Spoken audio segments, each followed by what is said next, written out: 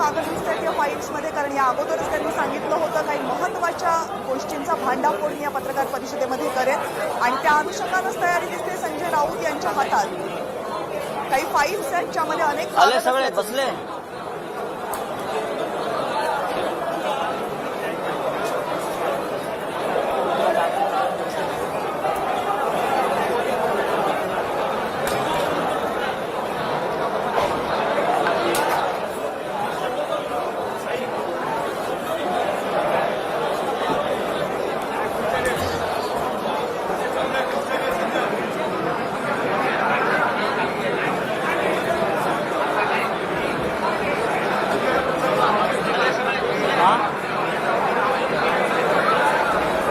करतो ना, करूया.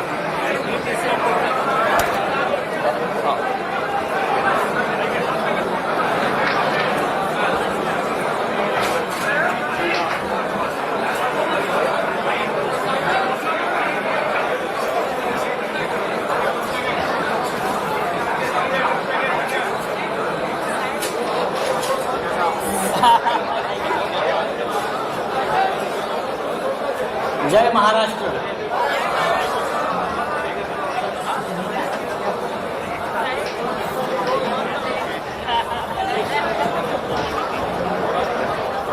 मला असं वाटतं आंतरराष्ट्रीय पत्रकार परिषद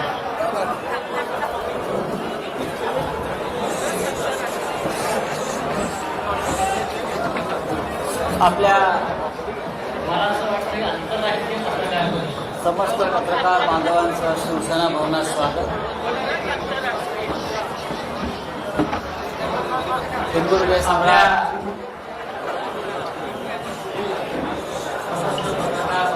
शिवसेना प्रमुख बाळासाहेब ठाकरे,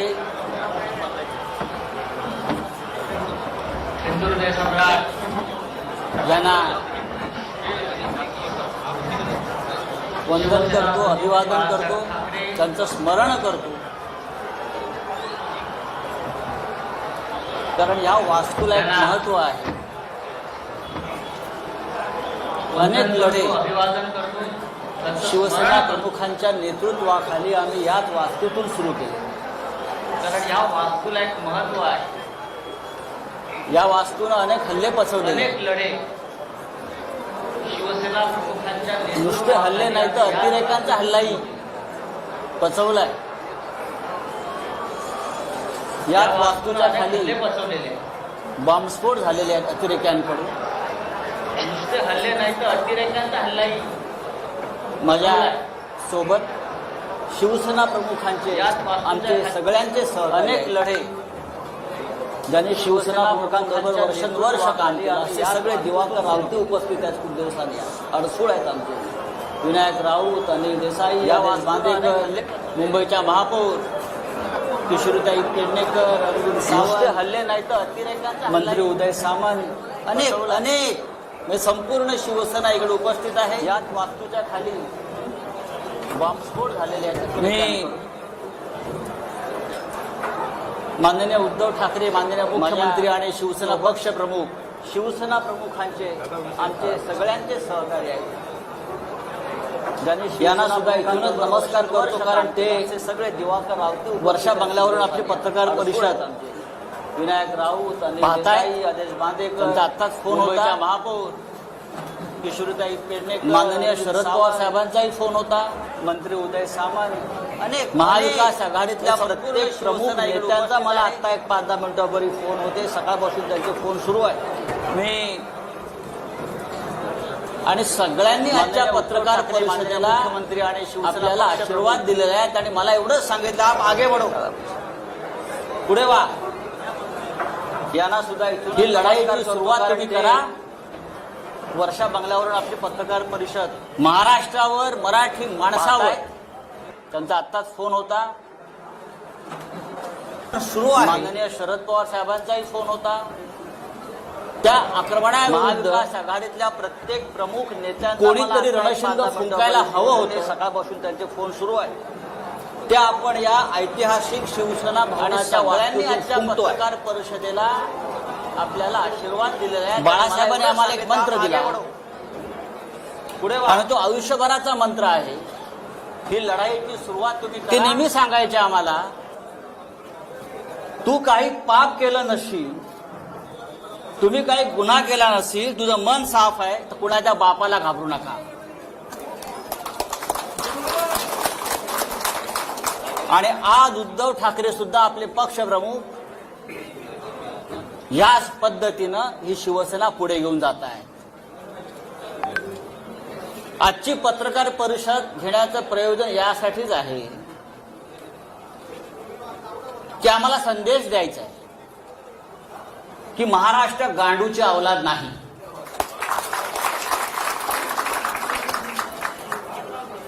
मराठी माणूस बेईमान नाही. आणि तुम्ही कितीही नामर्दांगी करून आमच्या पाठीमागे वार केले तरी शिवसेना घाबरणार नाही. यासाठी हे पत्रकार परिषदेचं आयोजन आहे.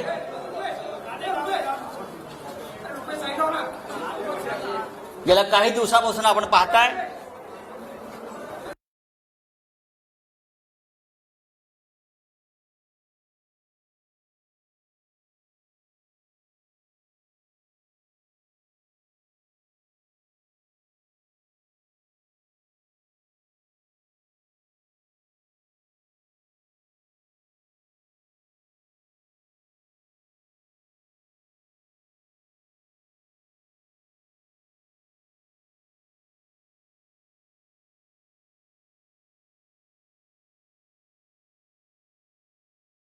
त्यांना पाडायचं आहे, घालवायचं आहे. आणि त्यासाठी केंद्रीय तपास यंत्रणांचा गैरवापर सुरू आहे. खोटे आरोप, बदनाम्या, केंद्रीय तपास यंत्रणांचा दबाव. एकतर तुम्ही सरेंडर व्हा, गुडघे टेका, नाहीतर सरकार आम्ही घालवू, अशा प्रकारच्या धमक्या सतत दिल्या जात आहेत. पहा ना, भारतीय जनता पक्षाचे जे प्रमुख लोक आहेत रोज तारखा का देत आहेत? या महाराष्ट्रामध्ये 170चं बहुमत असताना 170चं बहुमत असताना भारतीय जनता पक्षाचे लोक 2 दिवसांनी एक तारीख देतात. आता 10 मार्च नंतर, आता अमुक, हे तुम्ही कोणाच्या भरोशावर ह्या तारखा देताय? व्यंकय्या नायडू यांना आम्ही एक पत्र लिहिलंय. त्या पत्रापासून सुरुवात झालेली आहे. राज्यसभेचे चेअरमन व्यंकय्या नायडू, उपराष्ट्रपती यांना मी एक पत्र लिहून केंद्रीय तपास यंत्रणा महाराष्ट्रात काय करतायत आणि माझ्यासारख्या राज्यसभा सदस्याला कशा प्रकारे त्रास देऊ पाहतायत, याचं कारण इतकंच आहे की साधारण 20 दिवसापूर्वी आणि त्याच्या आधी भारतीय जनता पक्षाचे काही प्रमुख लोक मला भेटले. हा विषय दिल्लीत मी सांगितलेला आहे.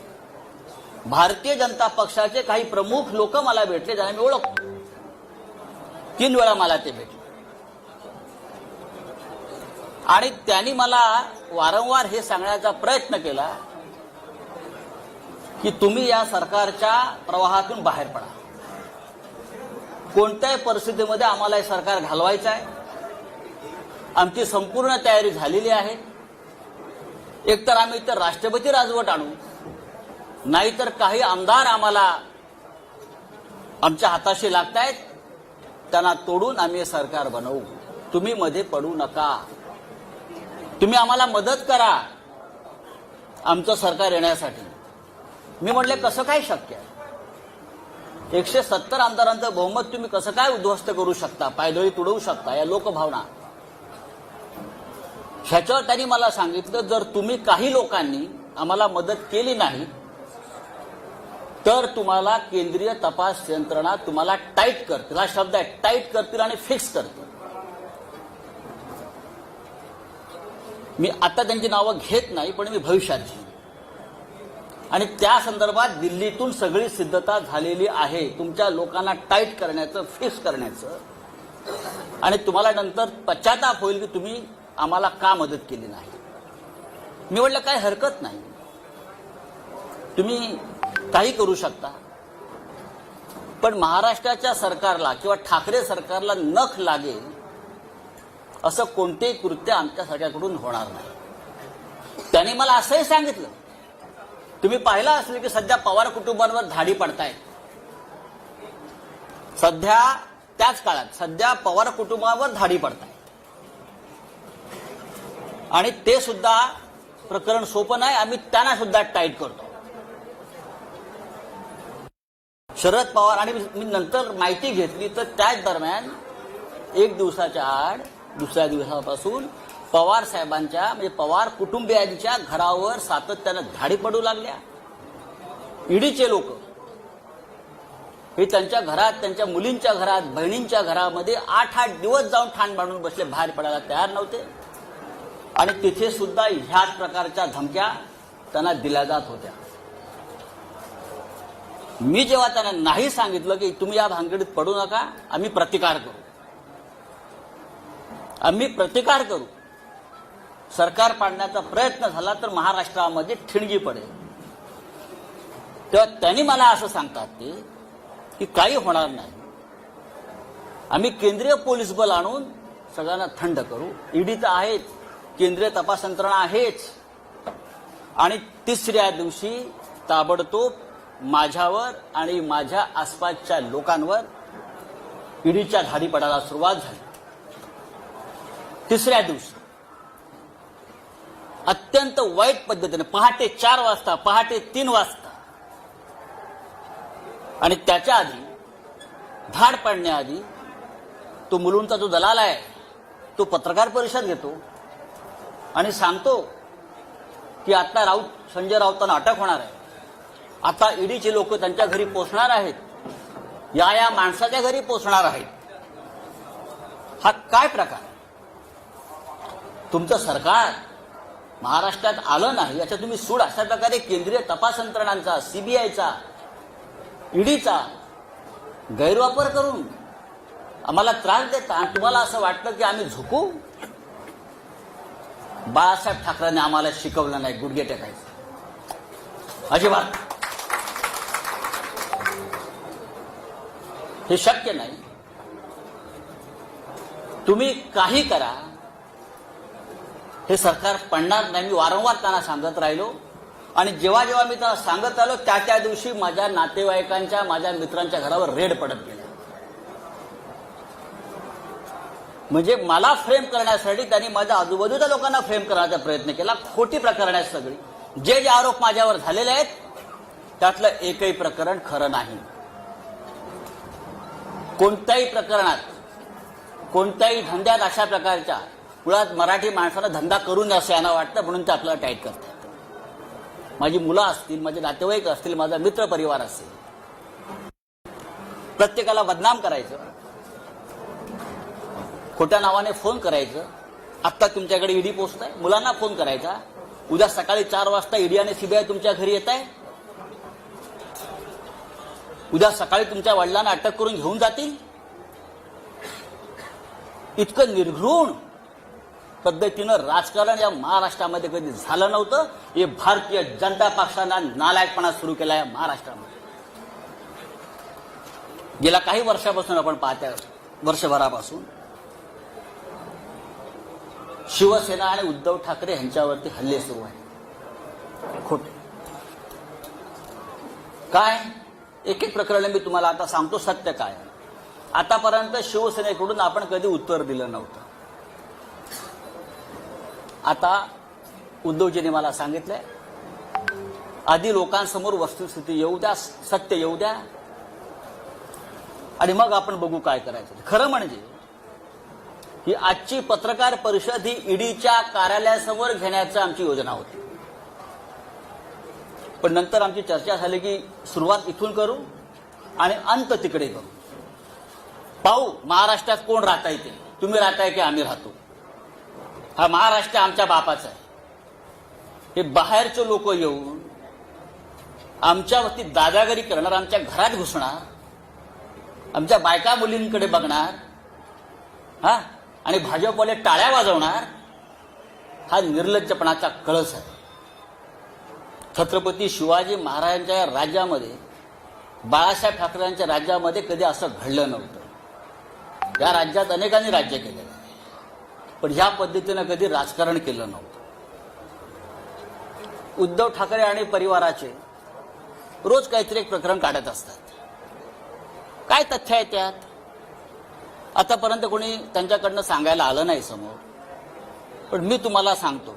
तो जो कोण बोलतोय ना, दलाल, ज्याला मराठीमध्ये आपल्या भडवा म्हणतात, बरोबर ना, शुद्ध भाषेत आपल्या मराठीत भडवा म्हणतात, भडवा. हा, त्याने असं म्हटलं की ठाकरे कुटुंबियांनी कोरलाई गावात अलिबाग जवळच्या 19 बंगले बांधून ठेवलेत म्हणे. काय 19 बंगले? ही बेनामी प्रॉपर्टी. 19 बंगले. माझं आव्हान आहे त्या माणसाला, माझं त्या दलालाला आव्हान आहे, आणि आपल्या सगळ्यांना मी सांगतो, कधी सांगा, आपण 4 बसेस करू आणि आपण त्या 19 बंगल्यामध्ये पिकनिकला जाऊ. आपण त्या बंगल्यात एक पिकनिक काढू सगळ्या पत्रकारांची. जर तुम्हाला ते बंगले तिकडे दिसले तर मी राजकारण सोडीन, आणि जर दिसले नाही तर त्या दलालाला जोड्याने मारेन. अख्खी शिवसेना जोड्याने मारेन. म्हणजे दिशाभूल करायची, खोटेपणाचा कळस करायचा, भंपकपणा करायचा. कुठे आहेत बंगले? 19 बंगले, 19 बंगले. रोज टीव्हीला चालू 19 बंगले, 19 बंगले. चला दाखवूया, जाऊ आपण तिथे एक पार्टी करू, बंगल्यात बसून देतो चाव्या तुम्हाला. मी उद्योजकाला विचारलं, आम्हाला दाखवा बंगले तुमचे. पण लोकांच्या मनामध्ये भ्रम निर्माण करायचा, खोटेपणा, भंपकपणा, मराठी माणसाचा द्वेष, महाराष्ट्राविषयी असूया. हाच किरीट सोमय्या ज्याने काही वर्षापूर्वी हायकोर्टामध्ये एक पिटिशन केलं होतं, आठवत असेल तुम्हाला, शिशिर शिंदे असतील, त्यांना माहिती आहे. मराठी भाषा, बरोबर ना, मुंबईतून मराठी भाषा शालेय शिक्षणात सक्तीची असू नये यासाठी जो माणूस कोर्टात जातो आमच्या मराठी भाषेविरुद्ध, त्याच्याकडून तुम्ही काय अपेक्षा करता? हा भारतीय जनता पक्षाचा फ्रंटमॅन, आणि मराठी कट्टा चालवतात हे लोक मुंबईमध्ये. महानगरपालिका मराठी कट्टा. मराठी भाषेच्या विरुद्ध जो माणूस कोर्टात गेला महाराष्ट्रामध्ये, हाच तो भडवा, दलाल. आमच्या मराठी भाषेविरुद्ध. आणि काय तुम्ही सांगताय मराठीला अभिजित भाषा दर्जा आम्ही देतोय म्हणून? आधी याचा थोबाड बंद करा, आता आम्ही करू. दुसरा एक तो हल्ली म्हणतोय की आमचे श्रीधर पाटणकर आहेत आमच्या परिवारातले, त्यांनी म्हणे देवस्थानाच्या जमिनी विकत घेतल्या कर्जतला. मी स्वतः माहिती घेतली, मी काय पाटणकरांशी बोललो नाही, पण मी स्वतः माहिती घेतली त्या संदर्भात काय आहे. माझं त्याला आव्हान आहे हा आरोप करणारा. पाटणकरांनी देवस्थानाची जमीन कुठे आणि कशी विकत घेतली तुम्ही दाखवा. जी काय जमीन तुम्ही दाखवताय ही जमीन त्यांनी, म्हणजे हे बापरे, आणि याच्याकडून त्याच्याकडे, त्याच्याकडून ह्याच्याकडे, त्याच्याकडून ह्याच्याकडे, त्याच्याकडून ह्याच्याकडे, असे मध्ये 12 लोक आहेत. आणि 12व्या माणसाकडून पाटणकरांनी खरेदी केली. त्यांचा आणि देवस्थानाचा काही संबंध नाहीये. 2014 साली ही जमीन त्यांनी सलीम बिलाखियाकडून घेतलेली आहे.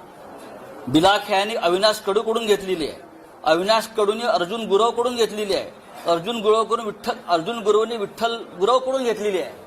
अशी एक मोठी अशी काय त्याच्यामध्ये नाव आहे. देवस्थानाकडून जमिनी आम्ही खरेदी केल्या. काय, कशा करता? संजय राऊत आमचे आनंदराव अडसूळ ते वारंवार सांगतायत की मी निर्दोष आहे.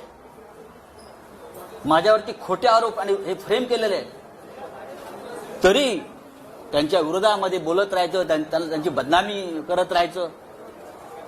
आनंद अडसूळ आमचे, भावना गवळी, रवींद्र वायकर, अनिल परब आणि सगळं झालं होतं मग माझ्याकडे. कारण मी म्हटलं सरकार पडू देणार नाही, प्राण जाय पर वचन न जाय. तेव्हा माझ्या मागे लागले. त्यांनी केलेला प्रत्येक आरोप हा खोटा आहे. माझ्या आयुष्यामध्ये मी कधी चुकीचं काम केलं नाही. आज सकाळीच मला कळलं की माझ्या बँकेत ईडीचे लोक गेले आहेत. माझ्या बँकेत सारस्वत बँक, स्टेट बँक, मला तो फोन आला की ईडीचे लोक आले. काय म्हणून? तुमचे 20 वर्षाचे म्हणे बँकेचे स्टेटमेंट्स घेऊन गेले. 20 वर्षाचे. बोलो ठीक आहे, घेऊन जाऊ द्या. बरं, ईडीचा तपास कसा आहे बघा, फार गमतीचा तपास आहे. माझं गाव अलिबाग. आता माझी जमीन लहानसण जी असेल ती अलिबागलाच असेल ना, ती मॉरिशसला नसेल, किंवा भारतीय जनता पक्षाच्या नेत्यांप्रमाणे कुठे लंडन अमेरिकेत माझ्या प्रॉपर्ट्या नसतील.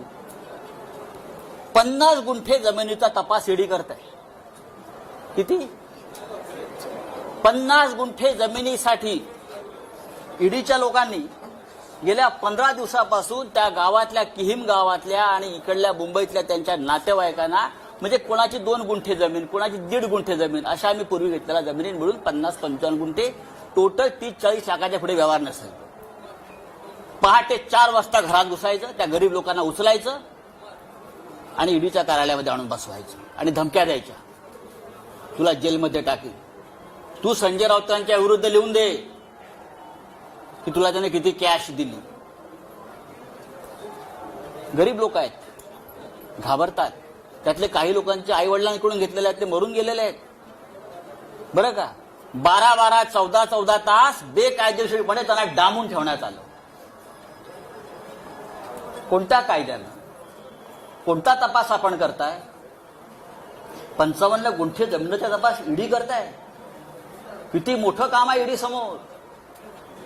धमक्या देतायत, दादागिरी करतायत. जेल में डालेंगे, इधर नहीं, तिहार के जेल में डालेंगे, तिहार के. सगळ्यांचं नोटिंग झालेलं आहे. हे कोण आहेत ते बघू 2024 नंतर काय करायचं ते. ही कोणती पद्धत आहे? आमच्या मुलीच्या लग्नाच्या हिशोबाला लागलेत फुलवाले, पताकावाले. आश्चर्य वाटेल, मेहंदीवाल्याकडे पण गेले. मेहंदीवाल्याकडे गेले. मेहंदी, हे नेल पॉलिश करणारे. कितना पैसा दिया, कितना पैसा दिया? हे ईडीचं काम. हे ईडीचं काम. गुजरातमध्ये 25,000 कोटीचा घोटाळा झाला त्यांच्या डोळ्यासमोर. 2 वर्ष FIR नाही घेतली तुम्ही. 1 वर्षापूर्वी मुंबईत एक लग्न झालं एका भारतीय जनता पक्षाच्या नेत्याच्या मुलीचं. आम्ही का बोललो का? ते वनमंत्री होते म्हणून त्यांनी त्या लग्नाचा सेट जंगलाचा केला, जंगलाचा. आणि त्याला फील यावा जंगलाचा म्हणून जे कार्पेट टाकलं होतं त्याची किंमत 9.5 कोटी रुपये होती. ईडीला काय दिसलं नाही का? हे आम्ही म्हणतो घरातलं लग्न आहे, घरात शिरायचं नाही, पण आमच्या घरात तुम्ही शिरता अशा पद्धतीने. म्हणजे ही काय पद्धत काय? मुलांच्या घरात तुम्ही शिरताय, मुलांच्या दुकानात शिरताय, मुलांच्या कामाच्या ठिकाणी शिरताय, दादागिरी करताय, देख लेंगे बोलताय. अरे बघा ना, मी सांगतो बघा. मी पहिला माणूस आहे सांगणारा की बघा म्हणून. बघूनच घ्या. जेलमध्ये टाकणारा टाका, मी जायला तयार आहे. पण माझ्याबरोबर तुम्ही सुद्धा असाल सगळे. आता मी काही गोष्टी तुम्हाला सांगतो, हळूहळू त्या सांगायला हव्यात.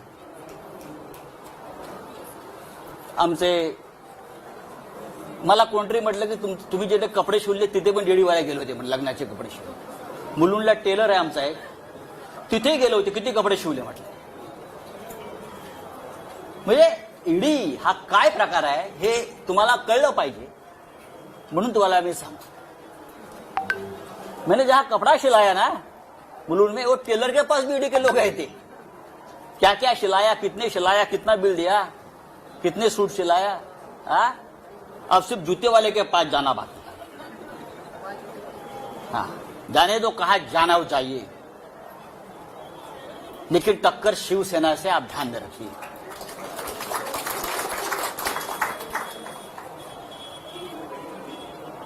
एक दूध वाला है हरियाणा में,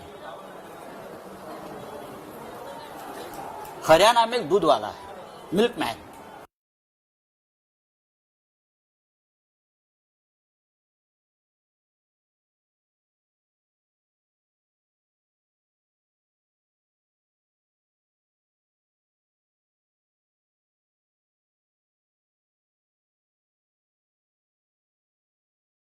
सर्वर,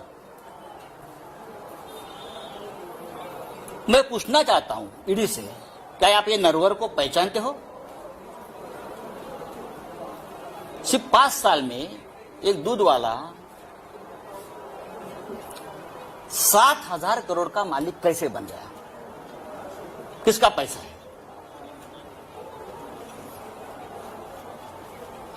7,000 करोड़ का मालिक कैसे बन गया?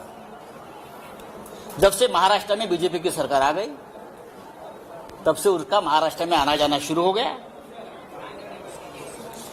बीजेपी के नेता मुख्यमंत्री के घर में उनका तो खुला आना जाना रहता था. उसके बाद उसकी प्रॉपर्टी बढ़ने गई. किसका पैसा उसके पास है? किसने किया मनी लॉन्ड्रिंग? मैं ये मनी लॉन्ड्रिंग की जो केसेस है नरवर की और सब की, आप बीजेपी के नेताओं की यहां की जल्दी में दे रहा हूं, जल्दी दे रहा हूं. 7,000 करोड़ में से 3,500 करोड़ ये महाराष्ट्र से गए हैं. 3,500 करोड़ की प्रॉपर्टी महाराष्ट्र में जो उनको प्रोजेक्ट मिले, महाराष्ट्र से जो करप्शन हुआ है पहले वाली सरकार में, वहां से गई है.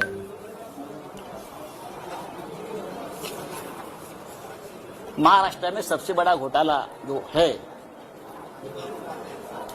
फडणवीस सरकार के काल में बहुत हो गया, लेकिन सबसे बड़ा घोटाला हुआ है महा आईटी में. 25,000 करोड़ का घोटाला है. 25,000. कौन है अमोल काळे? कहां छुपाया उसको बताइए. हु इज अमोल काळे?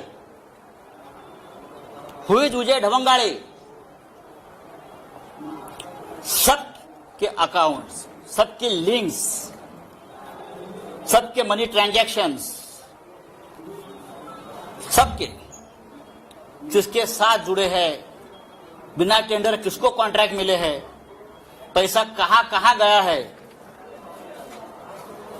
2 दिन में जाएगा ईओडब्ल्यू के पास, फिर जाएगा ईडी के पास. 5,000 करोड़ का तो हिसाब मेरे पास आया है. 5,000 करोड़ का हिसाब मेरे पास आया है, वो जाएगा. हमारी 1 गुंठा जमीन आप निकालते हो, हमारे कितने बंगले, 19 बंगले निकाल रहे हो जो नहीं है जमीन पर. हाँ, मैं सेंटर ही हूं, आप मुझे नहीं बदल सकते. आप मुझे बताइए, ईडी के पास काम नहीं है क्या? जो हमारे जैसे मिडिल क्लास लोग जो है महाराष्ट्र में, उनके पीछे पड़े हो. पढ़ना है तो पढ़ लीजिए, लेकिन आपने गलत आदमी से पंगा लिया है. आपने शिवसेना से पंगा लिया है, आपने महाराष्ट्र से पंगा लिया है. मैं इतना आपको बताना चाहता हूं. अब मैं वापस आता हूं. परत आता मी येतो. तुमचे प्रिय जे रोज असतात ना ततपप करत, त्यांनी म्हणे पीएमसी बँक घोटाळा काढला. पीएमसी बँक घोटाळा. दुसरे काढलंय पत्राचाळ. आणि पीएमसी बँक घोटाळा पत्राचाळीशी त्यांनी आमचा सगळ्यांचा संबंध लावला. माझं तिथे बँकेत कधी खातं नाही, मला ती बँक कुठे माहित नाही. पत्राचाळी मी अद्याप बघितलेली नाही.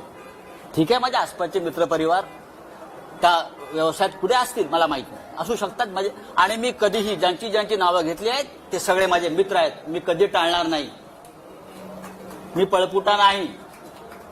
माझे मित्र आहेत ते, आणि माझे मित्र आहेत म्हणून त्यांना फ्रेम केलेलं आहे, पण मला माहिती आहे, मला त्रास देण्यासाठी. आता हे जे कोणी आहेत तुमचे दलाल भडवे, ज्याला आपण मगाशी म्हणत होतो, ते वारंवार जे सांगतायत की पीएमसी बँक घोटाळ्यातले पैसे वापरतायत आले आहेत. राकेश वाधवान, मला वाटतं नाव त्यांचं, राकेश वाधवान हे पीएमसी बँक घोटाळ्यातला एक असा आरोपी आहे. तो बिल्डर आहे मोठा, तो होता. बरंच काय सांगतात. आमचे सगळ्यांशी त्याचे संबंध आहेत आणि पीएमसी बँक घोटाळ्यातले पैसे आम्ही वापरतो आहोत. आता फार एक महत्वाची गोष्ट मी तुम्हाला सांगतो. राकेश वाधवानला त्या काळात कोण ओळखत नव्हतं, सगळेच ओळखत होते. राकेश वाधवानच्या खात्यातून बीजेपीच्या अकाउंटला 20 कोटी रुपये गेलेले आहेत पक्षनिधी म्हणून. बीजेपीच्या अकाउंटला 20 कोटी ऑफिशियली गेलेत राकेश वाधवानच्या, हे सगळ्यांना माहिती आहे. पण आता हे जे महाशय बोलतात आमच्यावर कि राकेश वाधवान, पीएमसी बँक घोटाळा, भ्रष्टाचार, ईडी वाले सुनो, अगर ईडी वाले कहा सुनते हो गए आज, मेरी बात उनको सुननी पड़ेगी आज. ईडी और सीबीआई, ईओडब्ल्यू, प्रधानमंत्री और गृह मंत्री आज मेरा ये जो स्पीच है वहां बैठकर सुन रहे, मुझे मालूम है. ये जो है अभी किरीट सोमैया ना, क्या उसका नाम, हाँ, वो बोलता है कि राकेश वाधवान एक भयंकर मानुस है, उसने भ्रष्टाचार किया है, पीएमसी बैंक घोटाला किया है, लोगों का पैसा डुबाया है. अब मैं पूछना चाहता हूं भाई, ये निकॉन इंफ्रा कंस्ट्रक्शन कंपनी किसकी है? निकॉन इंफ्रा कंस्ट्रक्शन कंपनी किसकी है? ये कंपनी किरीट सोमैया की है, उसका फैमिली की है, नील किरीट सोमैया की है, और वो राकेश वाधवान का पार्टनर है.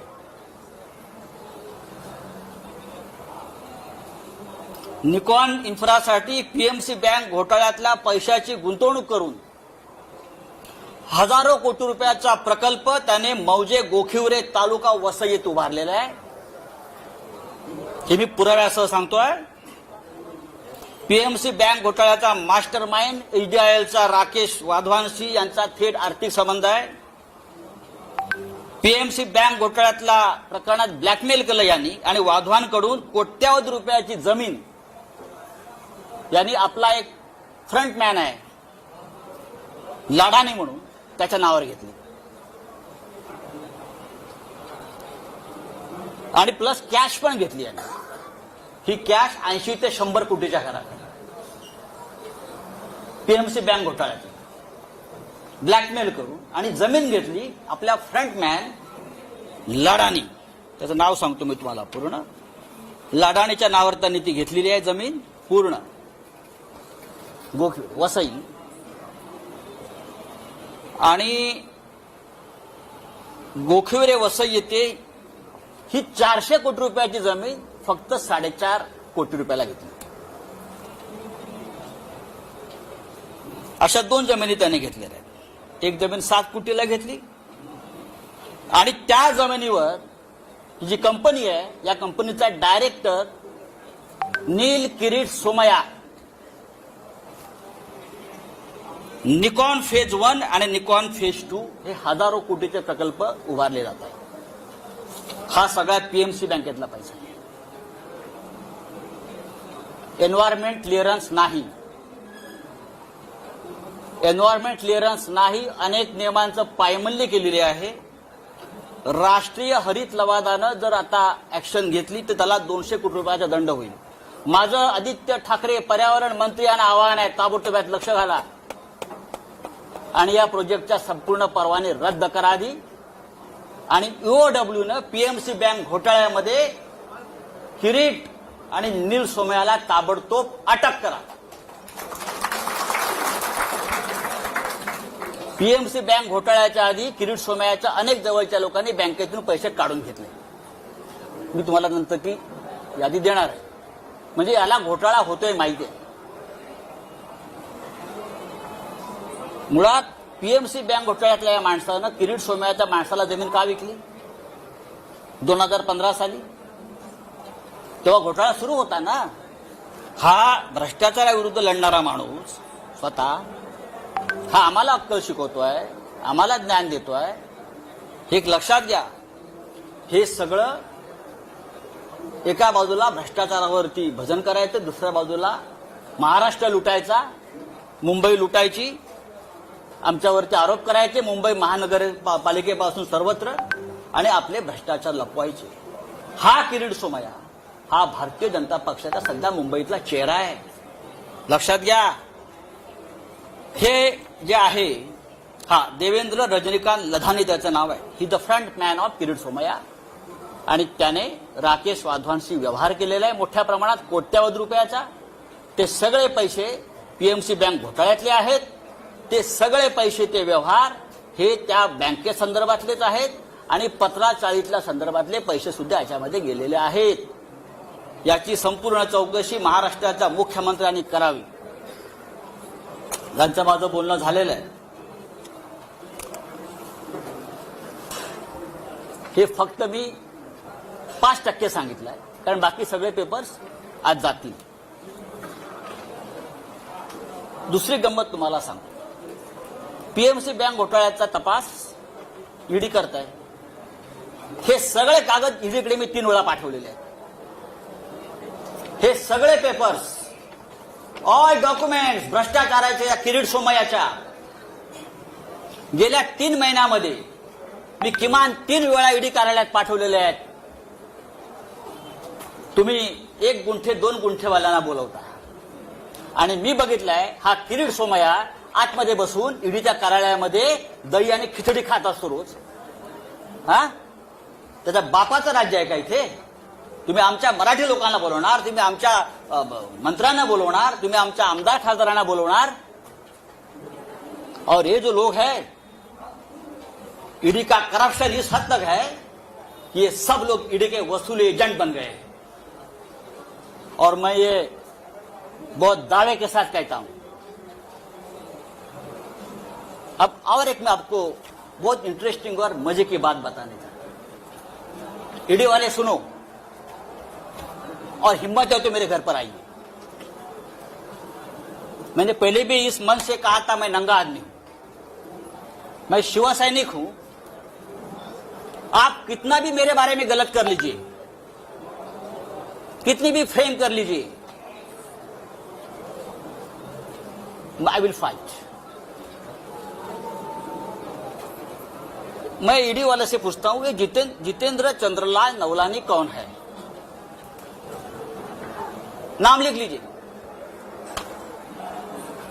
जितेंद्र चंद्रलाल नवलानी. ये नाम सुनकर मुंबई और दिल्ली के ईडी ऑफिस का सांस बंद हो गया होगा. उनको पसीने छूटे हैं.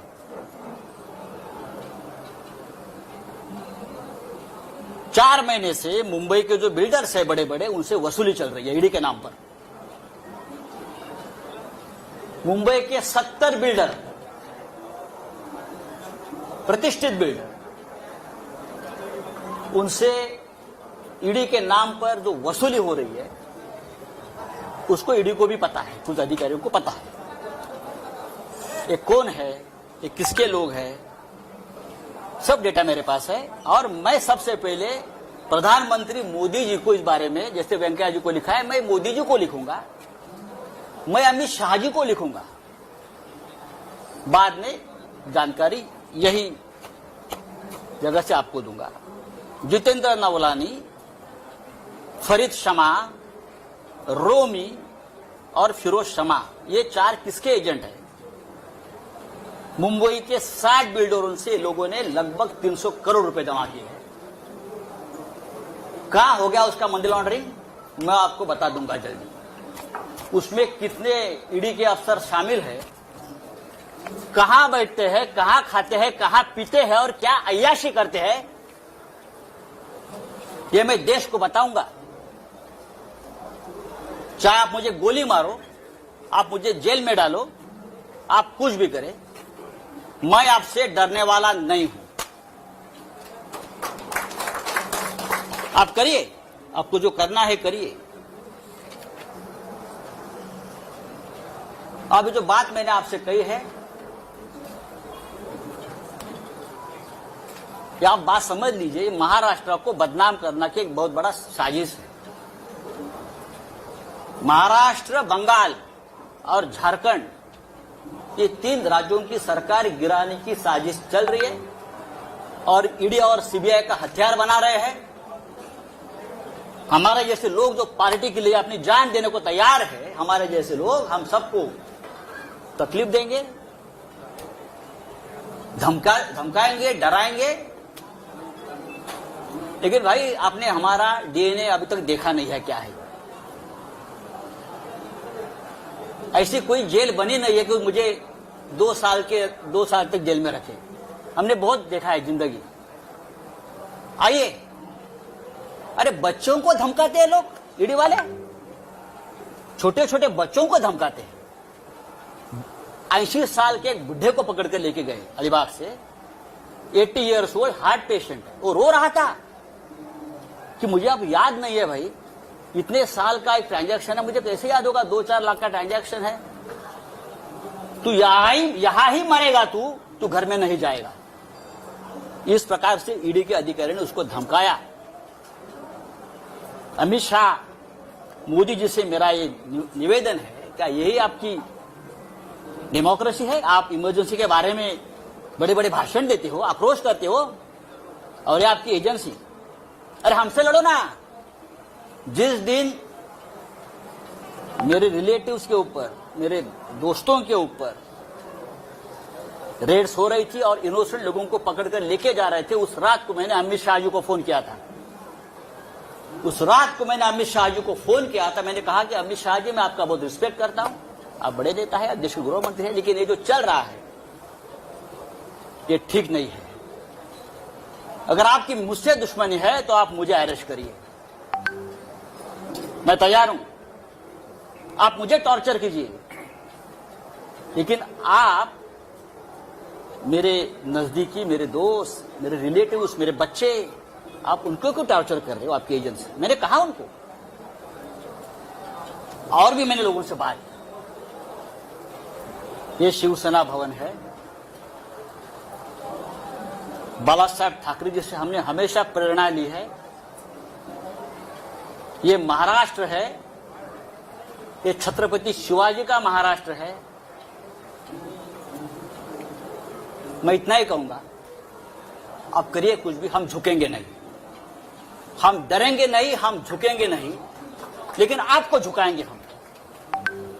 किसी भी हालत में महाराष्ट्र में ठाकरे सरकार रहेगी और 2024 में भी देश में परिवर्तन होगा।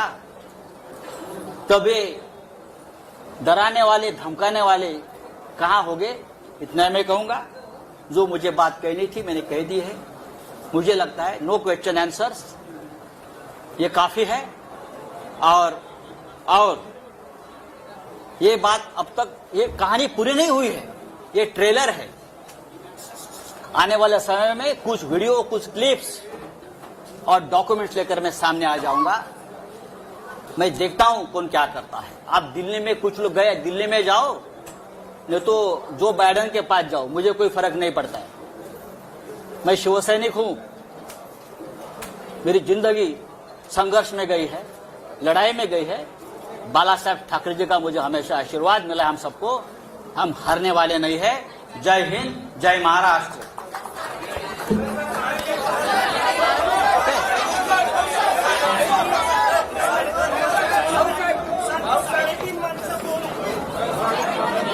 अजून एक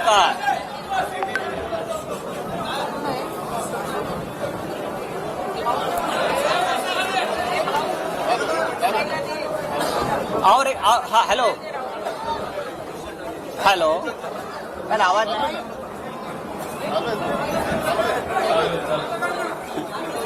देवेंद्र फडणवीस जी का और एक फ्रंटमैन है जिसका नाम मोहित कंबोज फडणवीस साहब का आजकल वो बहुत ब्लू आइड बॉय है, ऐसा मुझे कहा, मैं तो पहचानता नहीं। वो फडणवीस साहब को डुबाने वाला है। ये जो मैं देख रहा हूं मैं थोड़ा सा बाकी है। ये जो पत्राचाल वाला इशू निकाला है ना, ये पत्राचाल की जमीन खरीदने वाला मोहित कंबोज है, सबसे बड़ा घोटाला। और उसमें भी पीएमसी बैंक का पैसा लगा है। पीएमसी बैंक को डुबाने वाला, वहां का करप्शन का पैसा ये पत्राचाल में लगा है। और मोहित कंबोज का वहां एक द लग्जर कंस्ट्रक्शन प्रोजेक्ट बन रहा है पत्राचाल पे, और हम पे उंगली दिखा रहे हैं। दूसरी बात है कि और एक है, सॉरी उसके बारे में मैं और बता दूंगा। कागज कहाँ गया हो? और एक कागज था उसका, हाँ, राकेश वाधवान, जो मैंने नाम लिया था, राकेश वाधवान, उसके पास से ये मोहित कंबोज के केबीजी ग्रुप ने 1,65,000 स्क्वायर मीटर की जगह में 40 एकड़ क्षेत्र में से 455,715 स्क्वायर मीटर, जिसकी कीमत है 12,000 करोड़, मोहित कंबोज ने खरीद ली। कितने में खरीद लिया? 100 करोड़ में सिर्फ। कैसे? किसका पैसा है? और लोग बोलते हैं ये हमारे फडणवीस साहब का ब्लू आइड बॉय है। ये Kamboj bio farming private limited, KBG ventures, आयरमैन real estate, Tirth experience private limited, KBG hotels, शिवाबी hotel, silver stick film company, Kaal Bhairav ventures, नैप्स media solutions, PM reality, Kaal Bhairav, उसमें किसका पैसा कहां से आया है? फडणवीस साहब, सिर्फ आपको ही मालूम है। धन्यवाद।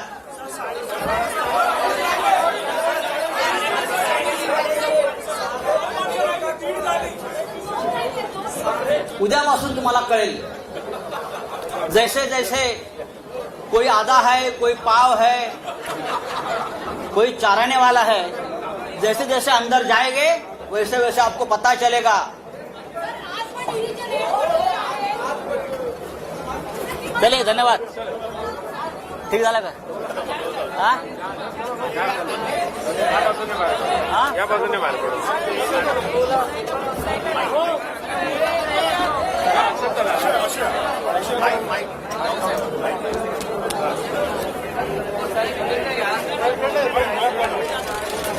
अरे तीन आहे छोटा पिन आहे, सेफ्टी पिन आहे. कसं काढणार? मध्ये आहे. सेफ्टी पिन आहे. ओके झालं का? ओके. हा एकदम मस्त हा? Perfect okay. परफेक्ट झालं आणि याच्यापेक्षा जास्त बोलायचं नाही हा. आणि एकदम झालं. No question answer. बस झालं. क्वेश्चन आन्सरला गरज नाही.